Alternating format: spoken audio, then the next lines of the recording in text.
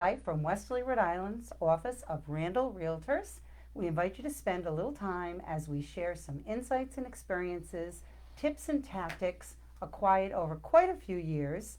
Our goal, help you become a better buyer and a skilled seller. Now, if you're just joining us for the very first time, you might be asking yourself, okay, how do they propose to do that? Make us savvy buyers or skilled sellers? Whichever way. Okay, either one of those things.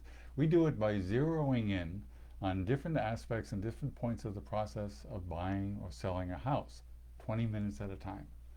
Now, if you're a follower of the 20-minute briefings, you've probably noticed themes that we are developing that run through each briefing. There are two themes run through the process. I had to do that joke. Preparation and anticipation. We'll keep coming back to that. And why do we have those themes running through the process? To reduce stress. To reduce stress. If you are prepared and you can anticipate things that may happen, hopefully the process will be less stressful. Well, actually, that's a good point, because the idea of the habit of preparation may not be for everyone, but your agent will be reminding you, as we are reminding you, that just make a note to prepare and also to anticipate. That's where your agent or a briefing comes in real handy, because frankly, if you haven't done this before, if you're a first-time buyer, for example, then you won't know where they're hiding up the road on the path to closing. They're Right, hiding, I gotcha. ready to jump out. Well, don't make it sound so scary. It's just knowing what's coming. Even if it's scary. Okay. Okay. So, do you want to lead off into the topic, or do we want to talk a little bit more Well, about we can talk a little bit more about, the whole idea of the 20-minute briefings? right. Well, it's all about what good agents always do. We meet you. What's the matter, Mike? I just went somewhere, I don't know. Oh, okay. What we always do is when we meet a client for the first time, we give them an overview. Try to tell them, here's what's going to happen. And that is good, but in real life, information like that, if you hadn't encountered it before, just disappears until you encounter it. And then all of a sudden, you're thinking as a buyer, oh, how do we write an offer? I know she said something to me about that. Yeah.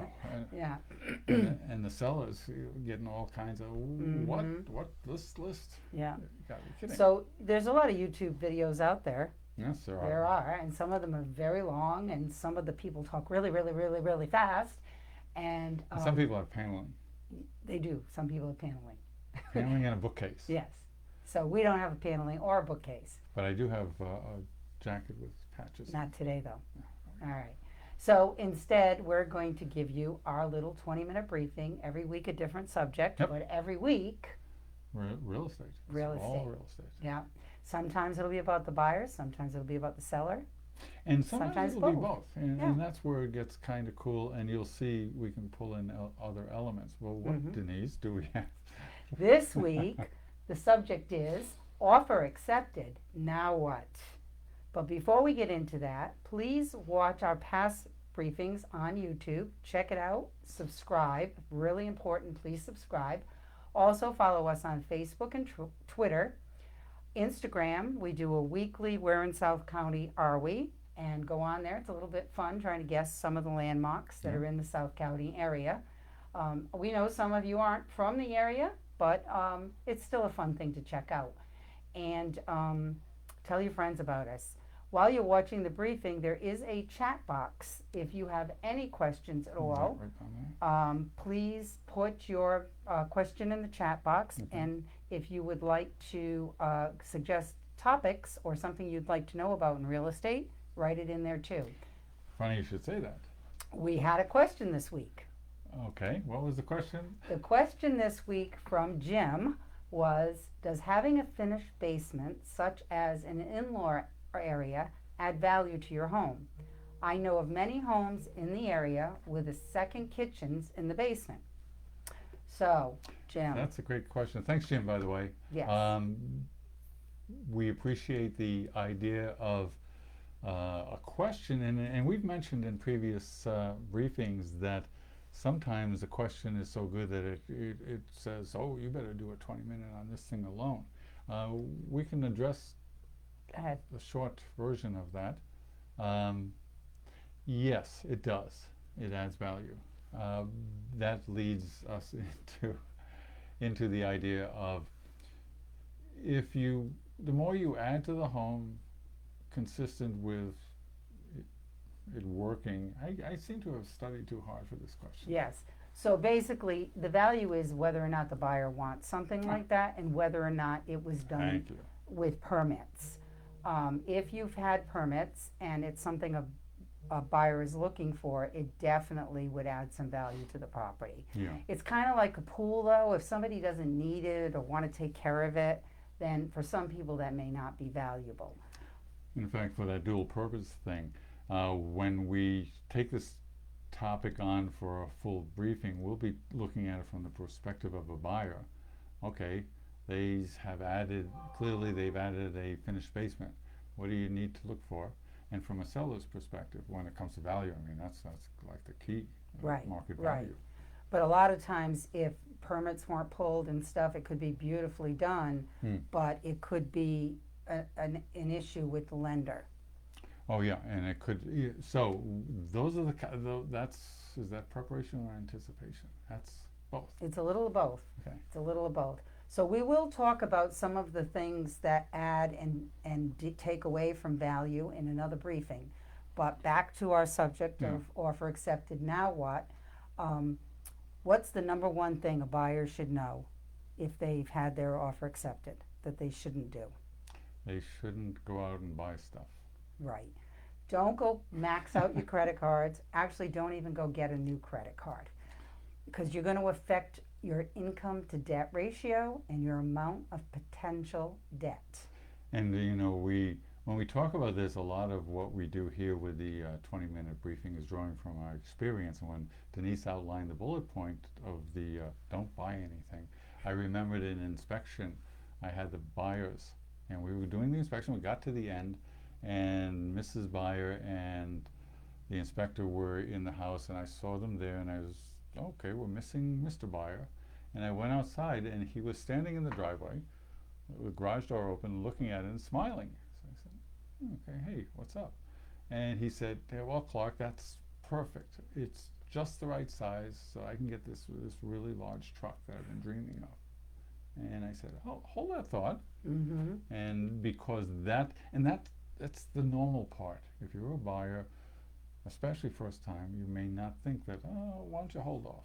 Yeah, I mean, something simple like appliances. You know, if you don't go get a Home Depot credit card or Best Buy or wherever you're going to buy your appliances, because you got to check with your lender first to make sure that that's not going to affect your loan. I have had an incident very recently where a buyer actually took PPP money, and it changed their income to debt ratio enough that they were not able to buy the house, which is really a sad thing because they were pre-approved, ready to go, had no idea that was going to affect their, because it was a business thing, but they had no idea that was going to affect their debt. So that's number one. You cannot, once your offer is accepted, be very considerate about how you're spending your money. Now we're halfway through this 20-minute briefing, but we'll be touching on, and we probably have already, the idea of a team approach if you're a buyer. And the team approach basically says you will need certain experts besides your real estate agent. Get to them before you even look at a house. You find the person you like to work with, et cetera, because then when you go into contract, you pick up the phone and you say, hi, mortgage originator person I like. Right, or the lawyer, if you have a question for the lawyer, because sometimes you'll have questions that need to be, addressed to the lawyer. And they know your name. In other words, this is part of that preparation which reduces stress, because you get yourself into a contract and somebody says, okay, now you've got to get a mortgage, you got to apply for a mortgage. Who are you going to go with? And just because you've shopped around for best interest rates and stuff, once you've had your offer, that's when you have to make a decision on what lender you're going to use. So talk to a few lenders, talk to some home inspectors. Your real estate agent can give you names for those people, or maybe they can give you names of people if you already have someone you work with. But just because you have done business with a certain bank or know somebody who, works on houses, doesn't mean that they're going to be the right people for you. Yeah, and that's we're doing it at the preparation piece, talking to lenders and attorneys, etc., well ahead of the critical time. It just makes a lot of sense. So once you have your offer accepted, you do need to speak with your attorney, and the attorneys need to receive, this is both buyer and sellers, and you need to send the purchase and sales agreement and any other requested documents to the attorney so they can start their process to get you to closing. I, for one, send, when I have a buyer or a seller, I know who their attorney is, and I just forward the stuff to them to make sure that everything's there in a timely manner. However, there'll be paperwork that I don't have, pay stubs and stuff like that, that you have to send to the bank or you have to send to the attorney. Please make sure that when they ask you for something, you get it to them as quickly as possible so you can stay on task for your closing. And that's where it all ties back to that team, because nothing says, most lenders are the same as requirements. Nothing says that if you're starting to like one person over the other, and it's all about having confidence in their expertise and getting along, communicating with any of these people that we're talking about, you can start doing this stuff even before you have a contract. So once you've got all that done, home inspections are time sensitive, very time sensitive. And the purchase and sales agreement will state how much time you have to have your inspections, get your reports, and make any decisions you're going to make on your home inspections. So it's very important to set your home inspection up right away. Remember, they take about 2 or 3 hours to have a home inspection, more if you've got a septic and a well. And your inspector will tell you approximately how much time you need. As a buyer, you should be at your home inspection. Your buyer's agent should be at your home inspection. As a seller, you don't want to be there, because the inspector is there to find everything about the property they can find. And there are things you've probably lived with that he may find that you may take offense to. So we don't recommend sellers be at a home inspection. However, the seller's agent should be there too. Yeah.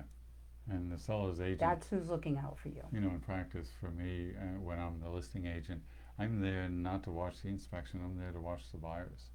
I want to know how they're reacting to it, because sometimes you'll say, okay, Potter Post beetles, and they're, oh my God.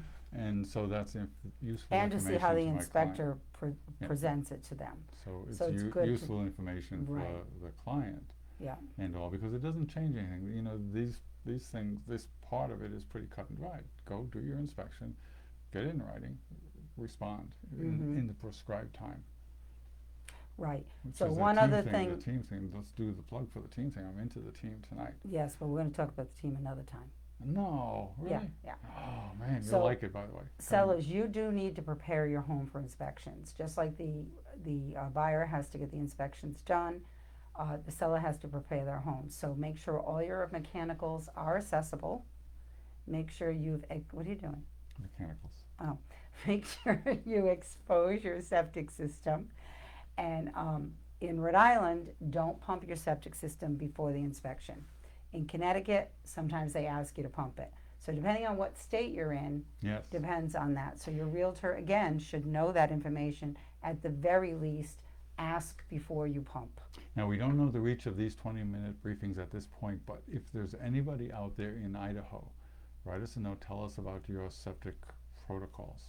We really want to know. No, yes, Clark does really want to know. No, because you got way more room. Also, you should also know, Mr. Seller or Mrs. Seller, that most buyers will ask you to pump the septic system before you leave. Now, if you've got city sewer, you don't have to worry about any of this stuff. But just remember that they are time sensitive, so we need to move on that. But that will be spelled out in the contract. Yes. No guessing about that. Also in the contract is spelled out when the buyer has to apply for the mortgage and how much time you have. So you can't put that off too long, because there's going to be a lot of documents that need to be gathered and information that the lender and in your attorneys have to do in the background that you don't even know about. Title searches and background checks and credit checks, and there's a lot going on back there. They're trying to get you to closing and so you need to be ready to go and provide them what they need. But as far as the appraisal goes, you do not need to worry about the appraisal. The lender will order the appraisal. The banks have a system where the appraiser gets chosen. You don't choose the appraiser. And the only thing, they'll call the listing agent, and the listing agent will contact the seller, and the appraisal will happen. And we sometimes talk about stress points in the process, especially for the seller. The appraisal is something that you don't want to sweat it, but there's a point, 2 points, the inspection and the appraisal, that say, okay, things might not go the way everybody wants it to. So once you get past the appraisal, you're done. Right, Almost. but there's a couple of you have some things that'll help you in that aspect. One of them is your agent. Your agent has already met with you. They've told you what they think the value of the house is. Yeah. They've done that educated. We are experienced, and where the numbers we come up with are usually pretty good numbers. And also, as far as inspections, when we're listing your house and we walk around your house, Yeah. if there's things we can see or that we're knowledgeable of that might show up in the inspection, we're going to talk to you about those. Obviously, there's always something we can't see. I don't take the electric panel off and check to see if you have. You don't? No. Do you? No. No. So those things can happen, and but they're not even a problem when they happen. Yeah. It can be negotiated. It could be okay. We'll live with that. Yeah. Those are all things that the things that could be negotiated are the inspections, and also if the appraisal doesn't come in, then obviously you're in a position where there's going to be some negotiation going on. Yeah. Because if the lender won't lend because the appraisal doesn't come in, there's an issue there. Yeah, and then and as we've talked about with pretty much all the negotiations, it's a mutual thing. If the appraisal comes in short, and the buyers still want to make it work, and the seller wants to make it work, you can talk, negotiate, try to do something. Sometimes it works, sometimes it doesn't, but no one can force the other party into keeping on or anything like that. So. Right. And then the bottom line is, when it comes to the inspections and even in the appraisal, somebody may have a deal breaker. It could be you could bend over backwards and do whatever you want to do for them, and that may not work for them, whether you're the seller or the buyer. Some buyers are really negative about certain things. We had a buyer that the radon came in at 4.1, 4.0 is the problem, and the buyer walked. Yeah. Because radon was a big deal for them. So, sometimes there's nothing you can do about it, but you just got to be prepared to know those things. Well, by all of this preparation and anticipation, you'll reduce that level of stress. Right. Bottom line, you want to try to get through the closing in a least stressful way, and don't fight over things that aren't really that important to you. But check out the past briefing we had on negotiations, and that'll go into some of this. Yes, it is on YouTube, and that will go into some more information about negotiating and inspections. Yeah. And the other thing is, for Mr. Seller, once we're done the inspections, if you have not already started, you need to start packing. Yeah, dude, you got to get out by the closing day. Yeah. You don't want to. And all of your personal belongings have to come out of the house. You have to leave anything that's attached to the house, and that includes curtain rods. Yeah. You can please take the curtains. Unless they told you they want those curtains, you need to take them. If the paint's 30 years old, don't leave it. Oh, the extra cans, we find that more often than you would think. Yeah. In If the you garage just painted the room, 6 months ago, even a year ago, and the paint's been stored in a good way, ask and see if they want it. But truthfully, you're supposed to take everything personal out and sweep your way out the door. Okay. Yeah, broom swept. Doing a visual on that one. We're doing a visual. So we are close to our 20 minutes today. Holy smoke. Yes, we are. This is a quick one. That was a quick one. We did a lot of talking. Well, and no questions. Yeah. Hey, come on. So before we go, anybody out there, Jim, thanks again if you're watching. Let's hear some questions, or we'll settle for if you have a relative in Idaho. Give them a call. Email nowadays. I mean, it's free. Ask them about the subject. Text them. It's not a big protocols. deal. That's right. Yeah, It was text him. Talk because to him on Facebook. because we say that sometimes that this is always real estate buyers and sellers. Local practices are being reflected in what we talk about for examples, but you know, you could be anywhere, and real estate is real estate. Real estate is real estate. It's a good thing to be doing right now. So I'm actually not running over. I better stop talking. Huh? So please like us, share us, follow us, Instagram, At, Twitter, what is that? Instagram, Facebook. and We're the we are- Coastal New England Real Estate Team. And on YouTube, check out our videos and subscribe. Yeah, yeah. Okay. Subscribing will help a lot. Yeah, subscribing will help us get out there to more people who may need to see this and hear this information. Which is about every adult in the state. Anyway. Let's hope so. We hope they're all buying houses, okay, or selling a house. Actually, we could use more sellers. Yeah, this inventory. Well, market. we may do that in upcoming episodes. I'm determined to run over. Yep, he did. He's gone. He's over. That was maybe a little my fault. It- Anyway, thanks a lot for joining us this week, and we'll see you again next week. See you Wednesday. Bye. So long.